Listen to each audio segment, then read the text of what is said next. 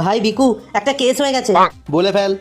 আমি 500 টাকার জিনিস কিনে মাকে বলেছি 800 টাকায় কিনেছি, মা আবার বাবাকে বলেছে 1500 টাকা নিয়েছে। তাতে কি হয়েছে? বাবা আর আমি ওই দোকানে এসেছি জিনিসগুলো ফেরত দিতে। এবার হবে মৃত্যুর ভয়ঙ্কর খেলা, আসল চ্যালেঞ্জ। ভজ গৌরাঙ্গ। আবে আমি এখন মরিনি, বেঁচে আছি।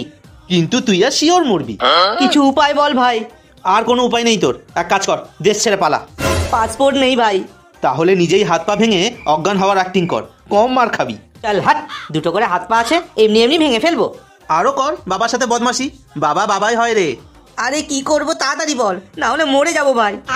এক কাজ কর, নিজেই নিজের গলা টেপ দিয়ে মরে যা। আমি মরে গেলে তোর বৌদির কি হবে? টেনশন নিস না, আমি তো আছি। কি? সরি। কিছু তো বল ভাই, কি করব এখন? আর কিছু করার নেই, নেক্সট ক্রাইম ডায়েরির এপিসোড তোর বাড়িতেই শুট হবে। বাঁচা ভাই, না হলে আমার বাবা সত্যি সত্যি মেরে ফেলবে আমায়। তাহলে একটা কাজ কর, অন্য কাউকে নিজের বাবা বলে মেনে নে। আবে চুপ, যত সব ফালতু কথা। তুই ঘরে যা, মাকে বল বাবার উপর পণ নেওয়ার অভিযোগ আনতে। আমার বাবা নিজেই তো পুলিশ। তাহলে তো ভালোই, পুলিশকে ঘুষ দিবি, বেঁচে যাবি। আমার বাবা সৎ পুলিশ অফিসার, বুঝলি? তাহলে তো তোর বাঁচার কোনো অপশানই দেখছি না। RIP in advance. ভাই প্লিজ, তুই আমার লাস্ট ভরসা। এক কাজ কর, ওই দোকান থেকে বিষ কিনে খেয়ে আত্মহত্যা করে নে, বেঁচে যাবি। বাঁচার কিছু তো উপায় থাকবে। শোন, আমার মামার ছেলেও না তোর মতো এইরকমই কাজ করেছিল। তাই কি করে বাঁচলো? ওরই তো শ্রাদ্ধে এসেছি আজ।